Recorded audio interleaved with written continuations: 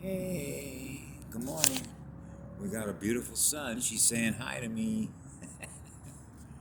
I thank her every morning for her energy. I am so happy that that's a female macabre up there. I can't even tell you how happy I am. That's her up there. I made some notes to myself this morning because last night, as I'm usually prompting myself to go look at things for the reasons that I'm self-informing myself when you operate on intuition, which is, your outside time. And I revisited a subject or another individual that I looked at a number of years ago, and I realized that when you sort of put all the science together, because I spent an enormous amount of time, actually beginning in childhood, of how do I put this?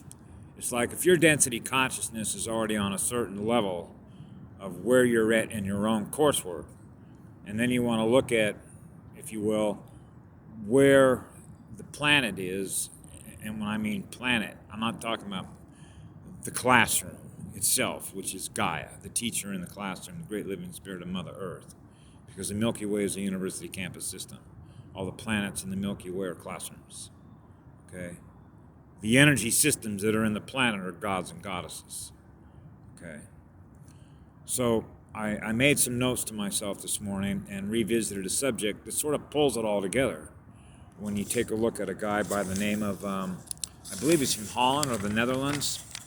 He broke a number of world records. His name is Wim Hof, Wimhof. If you remember, this was the guy that went to climb to Mount Everest, okay, with a pair of shorts on. Okay, remember, how was he able to do that? This guy can jump into water that's freezing cold. Okay, how does he do that? Okay. Well, one of the things that I do not do, because this is just a phone, all of the library that I have that I normally use to say, put a class on for students or whatever to essentially break down the celestial mechanics of how energy works, if you will. I normally work with children. I don't work with adults because that becomes an entirely different job, which is essentially meaning unlearning or what's called deprogramming. Okay, the things that you put in memory that you run off, it becomes the future, proves the past. So if they want to keep somebody in a lower density state of consciousness so that the perception that you have is maintained with the waveform alignment perception of a demon, then they got to keep you in a lower state of consciousness. So that's what all their schools represent. Okay? They're not teaching you how to ascend. The girl in the classroom does. So what happened with Wim Hof is he said in his own interview that he read books after books after books after books after books. What is a being doing when they're doing that? They're seeking knowledge. Okay? They're seeking higher knowledge.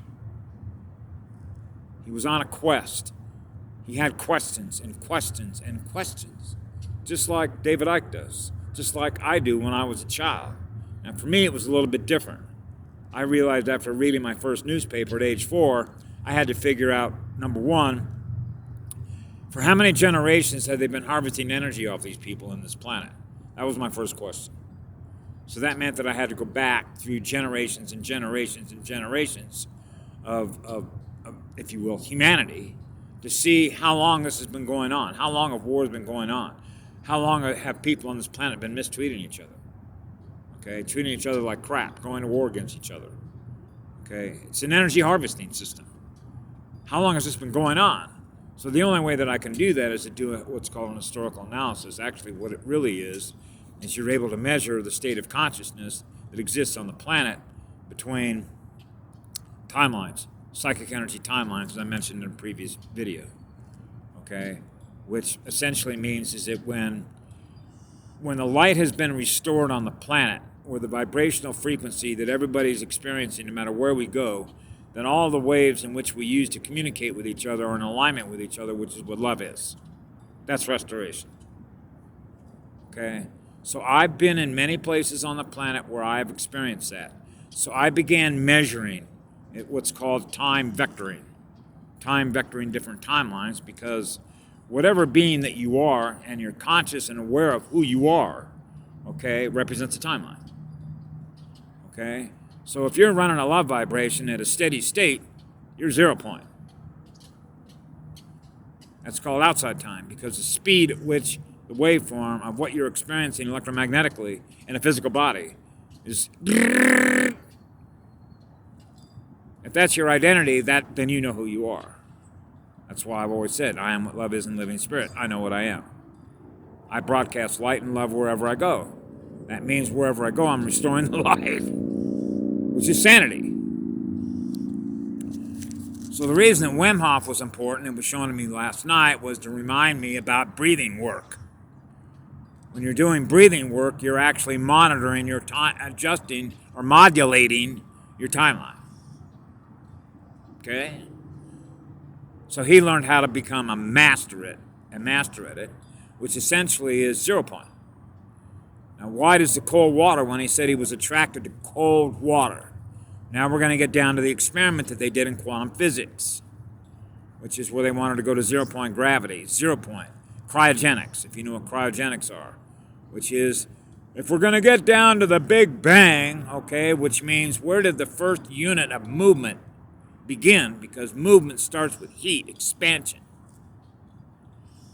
So it's, when you think about cold, how cold can we get things? Remember, what is it?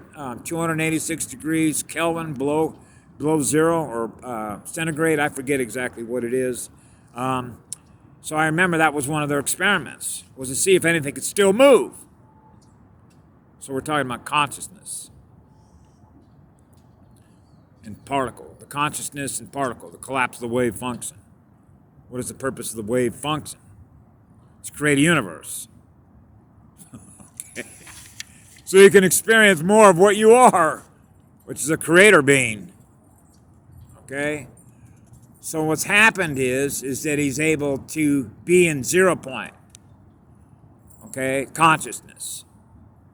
That allows his state of consciousness to do what? Use his DNA. Which means it's like mastering real time. If you go into all the let me back up. If you go into all the chromosomes and you realize, hey, these are computer codes, light codes. So he realizes that, hey, if I'm writing a high-speed waveform, which means I'm running a higher pH, he will tell you all about pH and why breathing work is important. You're raising your pH. Your cells are now in an alkaline state. You're moving to the future. There is no time. And this ties into a previous video where I talked about females, remember, about knowing who to breed with. The purpose of the female mitochondria is to produce a better product, remember? Okay? And why the benefit of an avatar that is analog and the female mitochondria is because the female mitochondria can adjust on the fly to environmental factors and conditions. He's mastered the female mitochondria in his DNA. Okay? Now you begin to realize I'm hooked up with a goddess. The goddess who gave me the DNA that I can use. Because the goddess DNA that Gaia produced in her mother's lab, what they call the God particle, okay, is 0 point consciousness, which is massless. So now what he's able to do is essentially master the spin and the rotation of the particles. He's able to master to suit the environmental conditions in which he's in. And that ties directly into the quantum experiment that they did. Okay? So that's why I used to have a schematic that shows how you can adjust your breathing to essentially go back in time, be in time, future.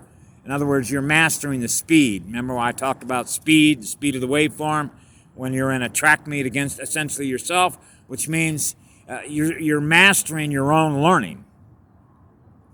Okay? Your coursework. This guy was seeking knowledge and he found it. Okay? So now he teaches classes on how to essentially master through 0 point consciousness using the female mitochondria, okay, that goes all the way back down to the first mother, which essentially is the DNA. Now, without getting deeper into this science, with genetics and time, okay, because remember what the Dracos and the Anunnaki did. They made over 340,000 edit changes to the DNA. But I know, for example, because I've got the same DNA in me that Gaia is, which is a goddess, along with the progenitors, which are the 100-foot tall folks, means if you can access memory through your own DNA, going all the way back to the original triple spiral, 3-pole DNA, that essentially will bootload the third pole, it will error check the other 2 poles, and guess what? You can restore the third pole. And when you do that, what happens is all the original information that represents the original factory blueprint is now up and running, and now you can teleport and self-repair. So when you're self-repairing, and now you can use the female mitochondria to adjust to any environmental conditions, you begin to get an example of where you're at in your learning. That's where he's at in his learning. Okay?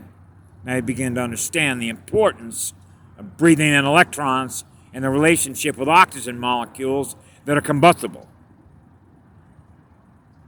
Right? Ignite the fire.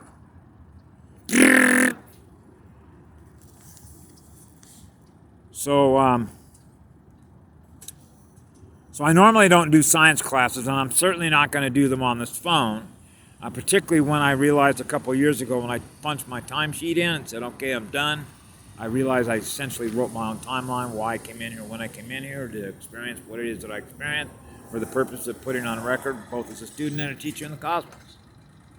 Okay? So I began deleting large libraries of information, because when you go into what's called an information systems, which is the input and the output side of what you experience. Remember I talked about that in a previous video? Toxic in, toxic out. Now you've got to use all the energy in your body instead of being able to manifest, okay, through higher density consciousness. You're having to use your energy to kick out all the toxicity of the junk that they throw at us. Remember, I talked about purity of your energy, purity of your spirit, and essentially becoming 0 point. Massless consciousness. That's why it was mentioned before when I was a child, giving everything away. I do not hold on to electrons.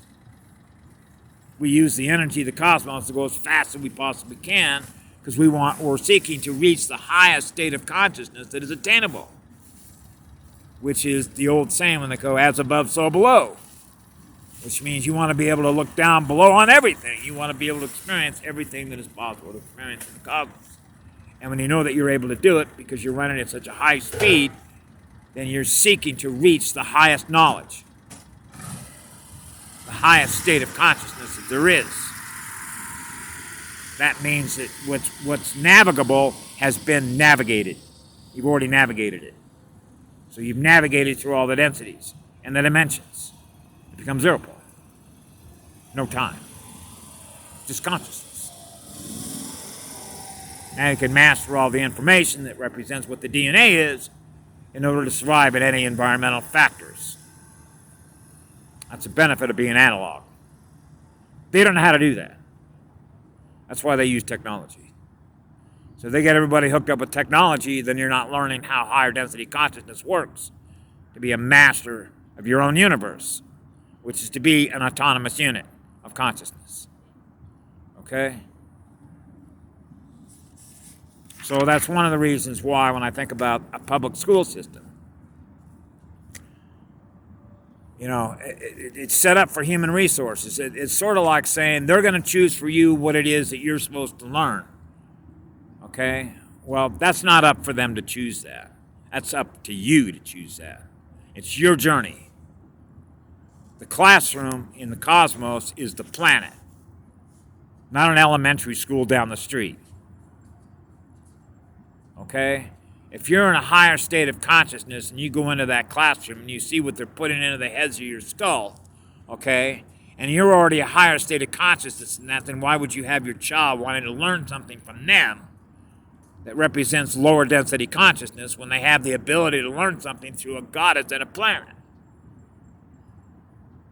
So this always gets back to what I said, choosing your teachers. Because you'll learn how to ascend through her, which is learning how to attract more light. And that's why I work with children before they've been programmed with all the junk. Just like the girl I mentioned on Oahu, she grabbed me and says, listen, can you help me clean out my file cabinet? Which basically means we're talking about going back to the beginning. You got to go. There's a lot of people that get into what's called regressive. Basically, what it does is it puts you in a hypnotic state to be able to go back through all your memories, your previous life cycles. Okay, because that's how it works in a classroom here. The avions were essentially given the job on a contract basis with Gaia, so that as you learn through the cosmos by being in this planet, as a result of your lessons, you're essentially learning how to master your auric energy field. Okay? If you're learning through her, through nature, how this works, or other spiritual teachers, breathing work is just one of them, okay? But it certainly is the most effective way because you're experiencing the energy, what it feels like to experience being in a higher pH state. That's why I've emphasized that. And there's a number of ways that you can do that. Nutrition, obviously, is one way. Breathing work is another way. Love and service to others is... I used to get a lot of questions all the time. What is the easiest way to get your frequency up? Love and service to others. When you begin to show love and service to others, your vibration is going to go up because the cosmos is going to give back to you more of what it is that you are that you're doing. Known as the great attractor. When you look at Lani Akea, I think it was PBS a number of years ago, put up a great documentary that sort of broke it down on how Lani Akea, which is our supercluster, is known as the great attractor and the great expeller, which is sort of like it's like creating life and then expelling. It's sort of like this: the stuff that doesn't take, it's not learning to expand its light to become a lighthouse. It kicks out all the junk. Okay, the universe does not want to collapse on itself and not be able to experience what love is and what light is, to expand itself and go on forever, to keep writing stories that go on forever about how beautiful the universe is to experience, which is what we are. Remember I talked about all the stories that go on forever, how many libraries that we can keep writing, okay, as visual storytellers, right? Well, how do you think that works? That's an enormous amount of passion and intense love that you have for the universe, because that's the energy that represents what you are that's experiencing it that way. So that means that's a self-reference. You know that just by being that. So what that allows you, when you've reached a state like that, nobody can fool you. It's like, hey, you are who you are, I am who I am. Okay, I'm on my journey, you're on your journey. But you don't have any right to tell me how it is I'm supposed to run my journey, how I'm supposed to live my life. Remember, it goes back to what I said when I was a child. Listen, you got enough junk in your own backyard that you got to clean up. You might want to put your energy into doing that, which is your own journey, instead of trying to tell somebody else how to run their journey. Because at the end of the day, using basic logic, you came in here all by yourself, even though you're not alone, and you're going to leave here all by yourself, even though you're not alone. Okay? So you have, in each life cycle, a given amount of events on an event timeline horizon in which to learn. So it's like, where are you headed? Why are you here? What is it that gives us the greatest meaning and purpose in life? Why do we exist? See? And then that comes down to one word. What's your function? Okay, go look and see what bees do. The effect, honey is one of the best stuff in the world. Particularly when you look at the relationship that it has with plasma in your blood. Okay? Why do you think they went after the bees on the planet? They're pollinators. They travel on a wave. So, I suppose if I had anything to contribute to humanity this morning, it probably has to do with breathing work, which again is managing your pH. And when your pH is up, your vibration is up.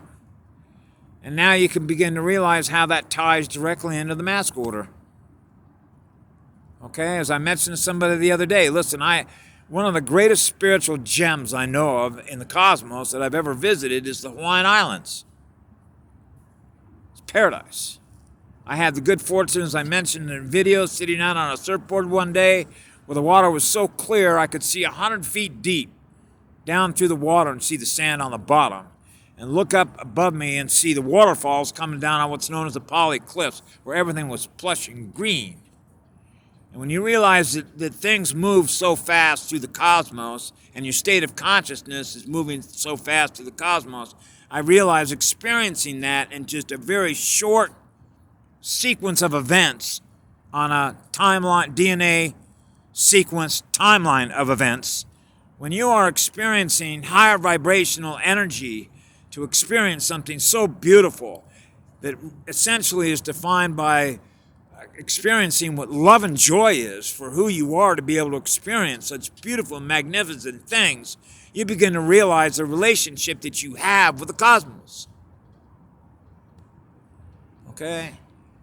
And so they don't want people to live like that. They don't want people to experience what it's like to know that you already have everything that you need, which means you are not dependent on anything else, because you already have all the energy you need to feel the higher speed. You learned along the way how to attract energy. That's the point. You're attracting energy. You're not needing energy. You're attracting energy automatically. Now you become a powerful lighthouse. That's the purpose of this classroom. Not a public classroom, a planetary classroom.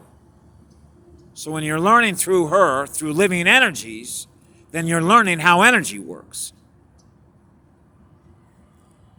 Really works.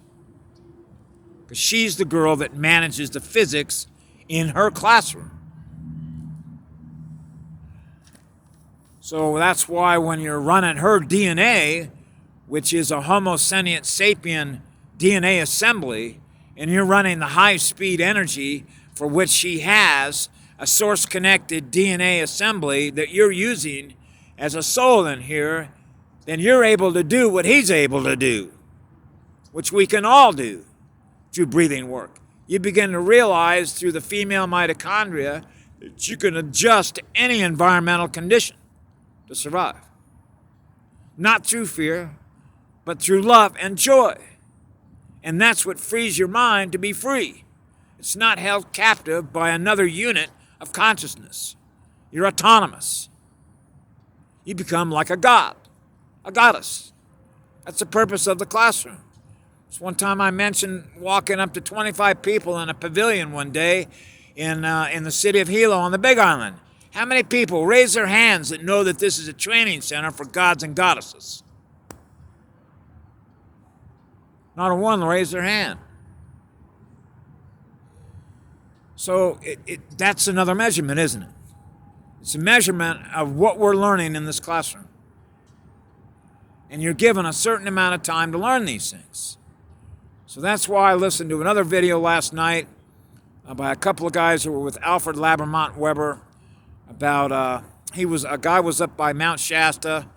There was a tunnel open, not really a tunnel, but an access point that he went into, and he went into Agartha, which is inner Earth. And apparently, as he put it, met some Lemurians. And there's a whole history on Lemuria, and I've always mentioned Project Ascension, Patty Broussard, 58 videos that they put up, which is a wealth of information about the galactic history of this planet, Gaia, how she brought it through the Sun Gate, how Saturn got kicked through the curbs, and essentially the Dark Alliance, if you will, that is against, all of the stuff that they do. They harvest energy, okay? That's what they do. They're energy harvesters. They pillage and plunder wherever they go. They can't generate any love, so you realize that they're not going to ascend. That's why they have to use technology. So anyway,